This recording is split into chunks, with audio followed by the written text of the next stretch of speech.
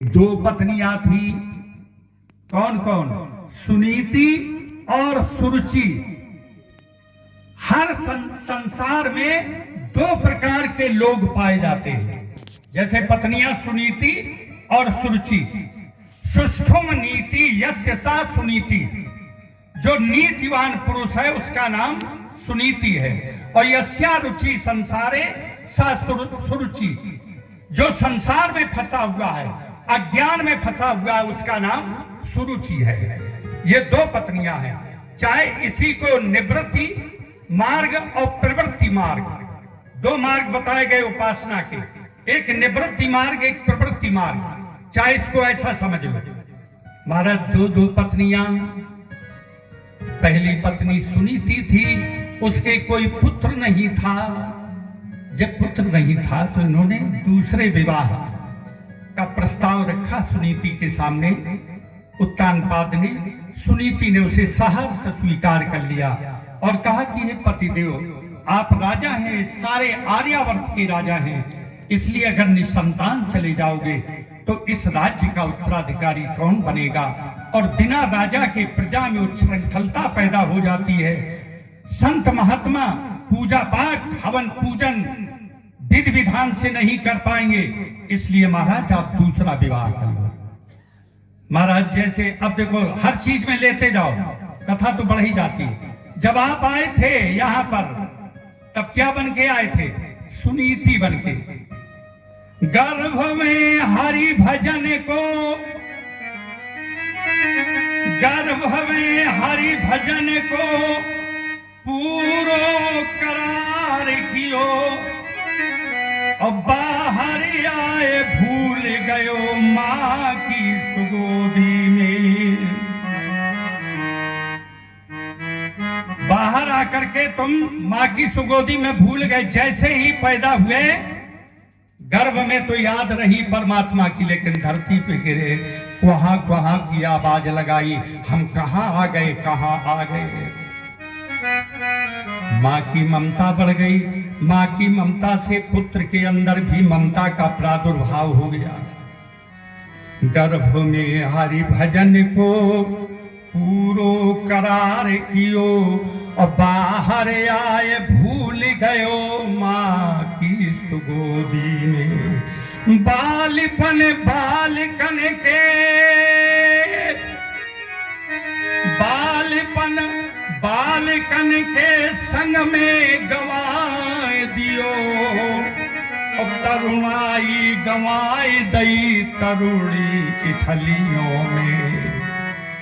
तीजोपन आयो तब ताऊ को विसारो आप, और नाती और पंतिन की सुंदर सुबोली में।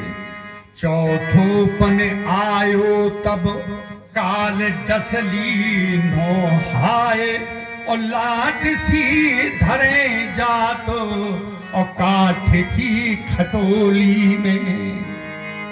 सब बचपन बालकों के संग खेल में, जवानी पत्नी के साथ गुजार दी। तीजापन आया तब भी भगवान का ध्यान नहीं दिया, और चौथापन आया तब क्या हुआ कि लाठी से पड़ेगा पाला, और नाक से बहेगा नाला, और आंख में तनेगा जाला, जरासी जिंदगानी में। खड़े खड़े वस्त्रों पर करोगे मलमूत्र त्याग, और पड़े पड़े थूकते रहोगे पीक दान में। इसलिए भजन के लिए कोई उम्र निर्धारित नहीं होती। हम लोग क्या करते हैं, अगर बालक कहीं रामायण उठा के पढ़ने लगे, हम छिना के रख देते हैं, कहते बेटा तुम्हारी ये रामायण पढ़ने की उम्र नहीं है, अभी तो तुम अपना कोर्स पूरा करो। स्कूल में क्या दिया गया था तुम्हें? तुम रामायण पढ़ने लगे बैठ करके, समझ में नहीं आता। स्कूल का भी कोर्स पूरा करने दो। लेकिन अगर धर्म के प्रति उसकी रुचि बढ़ रही है तो ये भी एक अच्छी बात है, लेकिन हम लोग उसको विमुख कर देते हैं। कई लोग तो ये कहते हैं महाराज ज्यादा ढोंग ठीक न हो। हाँ, ये भी बड़ी समस्या पैदा है। लगाएगा भगवान के प्रति ये नहीं होना चाहिए। इसलिए जब से रुचि लग जाए, क्योंकि सहारा भी तो नहीं है। इतने लोग बैठे यहाँ पर, कोई भी अगर पूरी आप विश्वास के साथ बता दे कि अभी हम 14 साल रहेंगे कि 15 साल, कोई बता सकता दुनिया में? नहीं बता सकता। जब कल का पता नहीं है, 2 मिनट का पता नहीं है। महाराज थोड़ी कथा आप लोग से ध्यान से सुन तो रहे हैं, लेकिन कहीं ऐसी ना सुनना, हमें एक बात याद आ गई। महाराज एक पंडित जी पूरी ताकत लगाए कथा में, कहने लगे अरे सब लोग आंसू भी बहाते हमारी कथा में, बड़े शांति से भी बैठे हैं। तो बड़ी लोग जो है वहां पर पंडित जी और ताकत लगाए और एक बुढ़िया वहां बैठी थी, वो और ज्यादा रोए। मतलब सबके थोड़े थोड़े आंसू, वो कस के रोए। रोते रोते तो पंडित जी ने सोचा कि यार बड़ी भावुक ये तो माता राम है, कथा में इतना बड़ा आनंद, लगातार रो रही है, समझ में नहीं आता। तो जब शाम को पंडित जी स्टेज से उतरने के बाद बुढ़िया ने चरण स्पर्श किए। बुढ़िया से पूछा, माता राम तुम्हें कथा में बड़ा आनंद आ रहा था?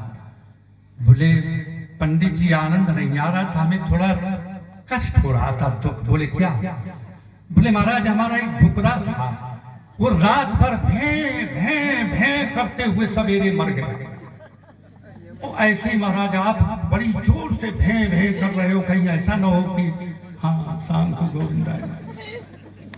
इसलिए हमको थोड़ा ये परेशानी थी और कोई बात नहीं। इसलिए आप लोग बड़े ध्यान से सुन रहे हो, बड़े अच्छे श्रोता। हमारे गुरुदेव का प्रवचन का गांव है, लोग बड़े उनको भी बड़े ध्यान से सुनते थे।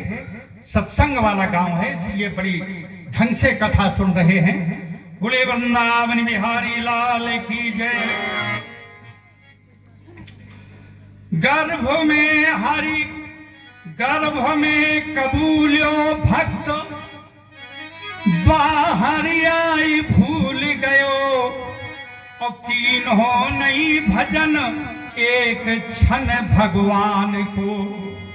महल और अटारी सुत सहोदर और नारी बित्त और करते यो गुलामी निस्वासर बिन दाम के।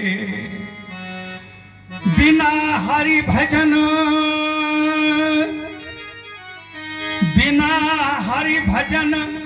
चतुराई धिग जीवन रो और संग नहीं जावे तेरे कौड़ी अरु छदाम है। संग में एक कौड़ी छदाम कुछ भी जाने वाला है, कोई किसी का साथी नहीं इस दुनिया में। आप लोग सुनते भी रहते हो, देखते भी रहते हो। जिस पिता से, जिस पत्नी से, जिस माँ से आप इतना बड़ा प्रेम किए बैठे थे, क्या वो आपके साथ जाएगी? नहीं जाएगी। अकेले जीव आता है, अकेले अपने कर्मों का भोग करके यहाँ से चला जाता है और कोई किसी का साथी भी नहीं है। आप लोग रोज सुनते हो, वाल्मीकि की कथा आप लोगों ने पढ़ी होगी। वाल्मीकि जिन्होंने रामायण की संरचना की, ये बहुत बड़े लुटेरे थे, रास्ते में लूटपाट किया करते थे। जो भी निकले उसको सब छिना के 4 डंडा मार के भगा दिया करते थे। लेकिन क्या होता, एक दिन सप्तर्षि वहां से निकले, उनको भी कहा है बाबा खड़े हो जाओ। बाबा बोले महाराज हम तो, बाबा हमारे पास क्या होगा, आप हमारी झोरी देख ले, कुछ नहीं निकलेगा। बोले खड़े हो, बाबन के पास तो पैसा आई है। दूसरों के पास खड़े हो गए। बोले महाराज हम दे सब देंगे, लेकिन एक बात बताओ वाल्मीकि तुम ये किसके लिए कर रहे हो? बोले अपनी पत्नी के लिए, अपने बच्चों के लिए। बोले तो और भी तरीके अपने पत्नी बच्चों को पालने के लिए हैं। ये अधर्म की कमाई उनको खिला रहे, उनकी भी बुद्धि भ्रष्ट होगी और उसके साथ साथ तुम्हारा भी परलोक बिगड़ रहा है वाल्मीकि। और ये जो है तुम कह रहे हो कि पत्नी, पुत्र और पिता के लिए हम कर रहे हैं, उनसे जा करके पूछा ये आपके कर्म के साथी होंगे कि नहीं होंगे? और अगर तुम्हें विश्वास न हो तो हमें रस्सी से बांध दो। रस्सी से बांध दिया वाल्मीकि ने, बाबा भाग न जाए। बेचारा गया पिता के पास, पहले कहा कि पिताजी हम जंगल में लूटपाट करके धन कमा के लाते हैं, क्या इसके पाप के भागी आप ना बनोगे? पिता बोला बेटा हम क्यों मरेंगे, तुम्हारा कर्तव्य बनता है कि बुढ़ापा अब हमारा आ गया, तुम्हें खिलाना है, अब तुम कैसे लाते हो, लूट के लाओ या कैसे भी, हम उसके साथ ही नहीं। पत्नी से पूछा, पत्नी ने कहा 7 वचन मान करके हमें लेके आए हो, अब तुम जैसे भी धन पैदा करके हमें खिलाओ पिलाओ, हम क्या जाने, हम तुम्हारे साथ ही नहीं। इसीलिए इस संसार में कोई किसी का नहीं है, इसलिए ईमानदारी से अपना जीवन बिताओ। अकेले आए हो और अकेले यहां से तुम्हें जाना है। आ जाइए उसी कथा पर, महाराज ध्रुव और उत्तानपाद की कथा पर। सुनीति के जब कोई बालक नहीं हुआ तो उन्होंने दूसरी शादी करने का अपने पति को स्वीकृति दे दी। दूसरा विवाह सुरुचि के साथ हुआ, और यह भी एक बड़ी समस्या, 2 पत्नियां एक साथ, एक म्यान में 2 तलवारें, यह तो एक बड़ी कठिन काम है। जैसे ही घर में आई सबसे पहले कहा कि इनको हमारी साउथ जो बड़ी दीदी है इनको बाहर कर दो, नहीं तो हम घर में रहेंगे ही नहीं। महाराज क्या करे, कलह में आदमी को सब कुछ सोच करके शांत होना पड़ता है। आज सुनीति को जंगल में जो है महाराज ने भेज दिया, लेकिन समय आने पर सुनीति जाते रहते थे राजा सुनीति के यहाँ, और वहां पर भोजन तो बड़ा गड़बड़ उसे मिला करता था, लेकिन समय आने पर वो भी गर्भवती हो गई और उसके गर्भ से ध्रुव महाराज पैदा हुए। बोलिए ध्रुव भगवान की जय। और इधर सुरुचि के गर्भ से उत्तम बालक पैदा हुआ। जब उत्तम बालक पैदा हुआ और ध्रुव महाराज अपनी मां के साथ जंगल में रहा करते थे, सूखी चना की रोटी, बेझर की रोटी खा करके जीवन व्यतीत किया करते थे। रोजाना अपनी माँ से पूछ लें, माँ मेरा पिता कौन है? बोले तुम्हारा पिता बेटा यहाँ के जो आर्यावर्त के राजा हैं उत्तानपाद, वो तुम्हारे पिता हैं। तो बोले वो कभी आते क्यों नहीं, वो अपने महल में हमें क्यों नहीं ले जाते? बोले बेटा ऐसा नहीं, ले जाएंगे, कभी ले जाएंगे, और तुम्हारे पिता वही है। बालक के अंदर उत्कंठा होती है अपने पिता के प्रति, अपने बाबा के प्रति, अपनी माँ के प्रति उत्कंठा होती है, उनको देखने की, उनसे बात करने की। तो बालक ध्रुव जब 5 साल के थे उसी समय उन्होंने सोचा कि चलो हम अपने पिता से मिलाएं। उत्तानपाद के राज्य में पहुंचे, वहां पर उत्तानपाद सिंहासन पर बैठे हुए थे। महाराज आज क्या होता है, जैसे ही पहुंचे उत्तानपाद के पास, उत्तानपाद ने ध्रुव बालक को देखा। ध्रुव बालक को देख करके और जो है उन्होंने उसको गोद में उठा लिया, क्योंकि पुत्र है, आत्मना जायते इति आत्मजा, पिता का प्रतिरूप, पिता की परछाई पुत्र हुआ करता है। महाराज आज जो है उठा लिया जैसे ही गोद में, और उत्तम को अपनी गोद से थोड़ी देर के उतार के खड़ा किया। सोचे कि इस बालक को बैठा ले, इसको तो रोजे ही लेते हैं। उसको नीचे बैठाया और तब तक सुरुचि उधर से आ गई, लाल लाल नेत्र करती हुई। उसने देखा ये सौत के लाल को उठा करके अपनी गोद में राजा ने बैठा लिया और मेरे प्यारे से पुत्र को नीचे उठा करके रख दिया। महाराज क्रोध में आ गई, लाल लाल नेत्र करके राजा से तो भरी भुली कही ही, और उसके साथ साथ बालक ध्रुव की बांह पकड़ करके और नीचे उतार के फेंक दिया। महाराज जिस समय ऐसा कहा, और सुरुचि क्या कहने लगे ध्रुव से, अरे बैठन को नृप गोद जो, बैठन को नृप गोद जो, और लिखा होत तव कर्म, तो सुनीति के गर्भ से और काहे को लेते जन्म। अगर तुम्हारे भाग्य में राजा के गोद में बैठना लिखा होता तो सभागिन सुनीति के गर्भ से तुम क्यों आते हो? आते इसलिए भाग जाओ यहां से। महाराज, पूत अभागिन, पूत अभागिन केर भय और गोद चाहत नृप केर, और अन्न मिलते है शेर भर और सो न मिली है फिर। अभागिन के पुत्र होकर के और राजा की गोद चाहते हो, इसलिए तुम्हें राजा की गोद मुहैया नहीं हो सकती है। जाओ यहां से। और जो तुम्हें शेर भर अन्न तुम्हारी मां को और तुम्हें खाने को मिलता है, वो भी मैं कल से बंद करा दूंगी, इसलिए चुपचाप यहां से भाग जाओ। जिस समय ऐसा कहा, महाराज आज इसी तरह से रोते हुए बेचारे भाग करके अपनी मां के पास पहुंचे। ध्रुव महाराज पहुंचे जैसे ही, मां ने रोते हुए ध्रुव को अपनी गोद में उठा करके अपनी छाती से लिपटा दिया। कहा कि बेटा ध्रुव क्यों रो रहे हो, क्या कारण है, किसने तुम्हें मारा है, किसने तुमसे अपशब्द कहे हैं, बेटा हमें बताओ। बोले मां, मैं तुम कह रही थी हमारे पिता उत्तानपाद हैं, मैं अपने पिता से ही मिलने गया था मां, लेकिन मेरी जो मौसी है उन्होंने मुझे पिता की गोद से छीन करके उठा करके नीचे फेंक दिया और कहने लगी कि अगर तुम्हें अपने पिता, अपने राजा की ही गोद चाहनी थी तो फिर उस अभागिन के गर्भ से तुमने क्यों जन्म लिया? इसलिए मां, क्या वो मेरे पिता नहीं है?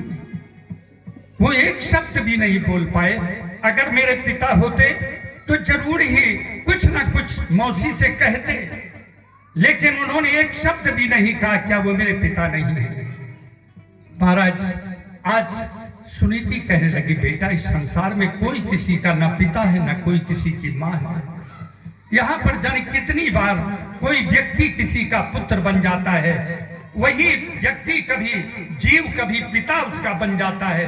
यहाँ इस संसार में कोई किसी का नहीं है, केवल एक ही है। कौन? परमात्मा, वो सच्चा पिता है। और आप लोग भी आरती में रोजाना घर में कहते होंगे, आपको जो पढ़ी लिखी कन्याएं बालिकाएं हो गई हैं, एक बालिका आई थी, हमें एक राम भजन कह लेने देना महाराज, बड़ी अच्छी बात है। ये कितनी सुंदर बात है, उनके अंदर इस प्रकार की रुचि है, भगवान की कीर्तन गाने की, भगवान की कथा सुनने की, ये एक बहुत अच्छी बात है। महाराज आज क्या है कि जब मां ने कहा कि बेटा एक ही परम पिता परमात्मा सबका पिता है, और हम लोग भी रोजाना कह लेते हैं कि त्वमेव माता च पिता त्वमेव, और त्वमेव बंधुश्च सखा त्वमेव, और त्वमेव विद्या द्रविड़ं त्वमेव, और त्वमेव सर्वं मम देव देव। कितनी बड़ी बात, तुम ही मेरे माता, तुम ही मेरे पिता, तुम ही मेरे भाई है, तुम ही मेरे मित्र, सब कुछ तुम ही हो, तुम ही गुरु हो। लेकिन हम असली बात बताएं, आप सभी लोग बैठे हो, बड़े ध्यान से कथा सुनना। जब आप लोग भोजन थाली सामने पहुंचती है तो आप लोग भोग लगाते हो कि नहीं लगाते? और भोग लगाने में अगर भगवान ने सब रोटी उठाए के ले जाए, सब्जी रोटी सब, जैसे तुम जो है थोड़ा ऐसे भोग लगाओ, पानी आनी छिड़क के, तो दियम मस्तु गोविंदम जैसे ही कहो और वो थाली गायब हो जाए। सही बताना अपने दिल से, कै दिन भोग लगाओ, समस्या पैदा है। यहां पर अपनी मां पिता को खिला नहीं सकता व्यक्ति, भगवान से कहेगा हे प्रभु अब हमसे आपका भार नहीं उठ रहा, एक खुराक हम कहां से लाए रोजाना, इसलिए प्रभु अब ऐसा करो कुछ फैक्ट्री तो करके कुछ मनी ऑर्डर कर देते। ये तो झूठ मूठ वो लेते नहीं, वो तो भाव के झूठे, ये बात असली बात। अरे हमने यहां तक देखा, आपको सत्य बता रहे हैं, एक बालक अपनी मां से अलग रहता था और मां को दूध की जरूरत पड़ी, वो बालक उसको कटुना दूध देता था पैसे से। ऐसे नीच बालकों से, नारकी बालकों से जरा विचार करने की जरूरत है, जिस माँ ने अपना पूरा शरीर तुम्हारे ऊपर निछावर कर दिया।